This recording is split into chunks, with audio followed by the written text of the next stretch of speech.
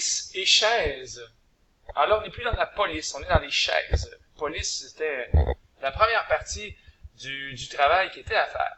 Donc, ici, on est dans une situation où on doit libérer un local de ses chaises et de ses bureaux. Et plus il y a du monde, ben moins ça fait de chaises à transporter par personne.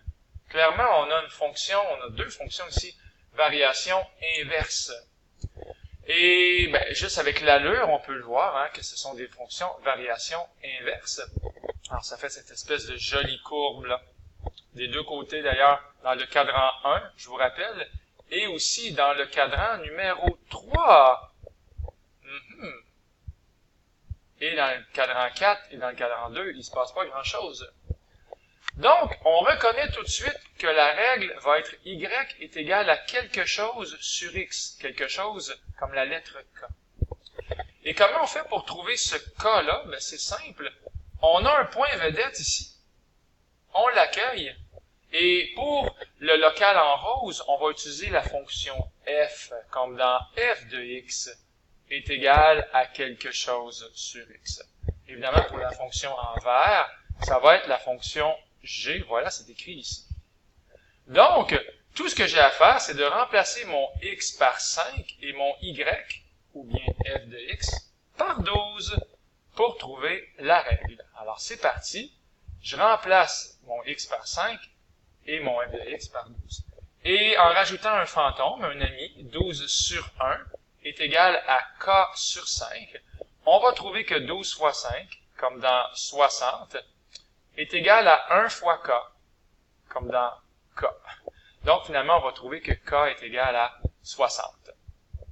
Alors, on a la règle, k égale 60. On écrit la règle avec fierté. Je proclame officiellement que f de x est égal à 60 sur x. Mais lisons bien notre question, hein, si vous voulez bien. Calcule g de 40 s'il y a 4 fois plus de chaises dans le local vert. Ici, le 60 est en train de nous dire qu'il y a 60 chaises dans le local qui est en rose. Et évidemment, s'il y a 60 chaises et qu'il y a 5 personnes, c'est 12 chaises par personne. Donc vraiment, on a 60 chaises ici, en tout. Et là, il y a 4 fois plus de chaises dans le local vert. On va donc avoir 240 chaises. Alors, on va le corriger pour bien enseigner tout ça. On a trouvé que le k était de 60, f de x est égal à 60 sur x. Mais puisqu'il y a 60 chaises dans le local rose, ça fait 240 chaises dans le local vert. On a donc la règle automatiquement qui nous tombe dans les mains. Au lieu d'être 60 sur x, c'est 240 sur x.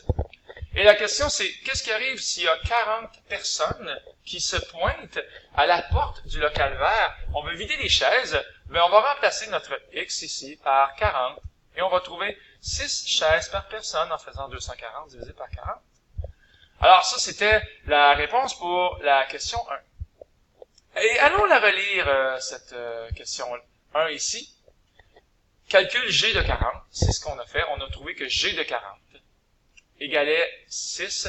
Et n'oubliez pas d'écrire, là, chaise par personne. Voilà.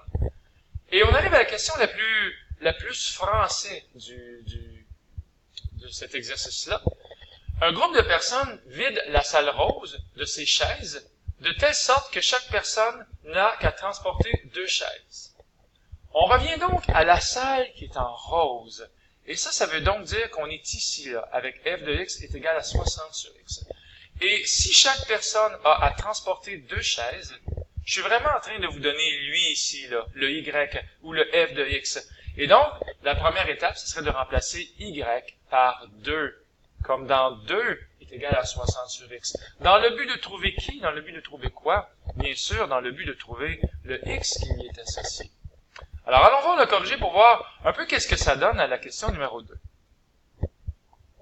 Je remplace mon y par 2 dans le but de trouver x et je rajoute mon fantôme 2 comme dans 2 sur 1. En faisant un produit croisé, bien sûr qu'on va trouver que 2 fois x est égal à 60, c'est ici.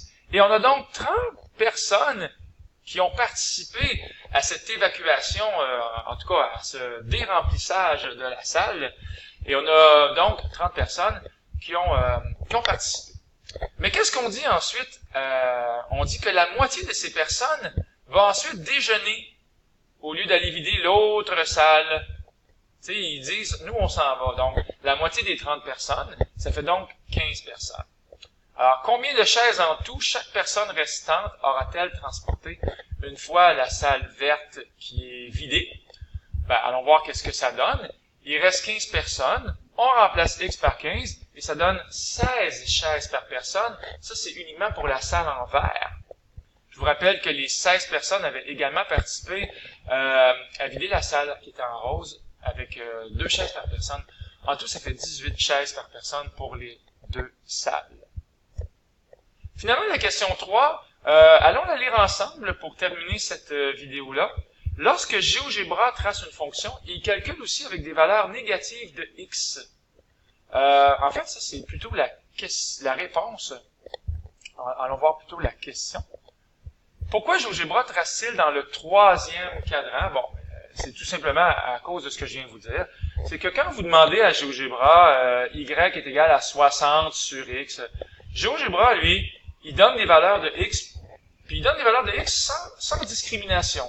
Alors, tout le monde est bienvenu, que le x soit positif ou que le x soit négatif. GeoGebra va nous donner des valeurs de x. Donc, par exemple, si nous donner des valeurs de x et de y, je devrais dire. Par exemple, si x vaut 2, ben y va être de 30.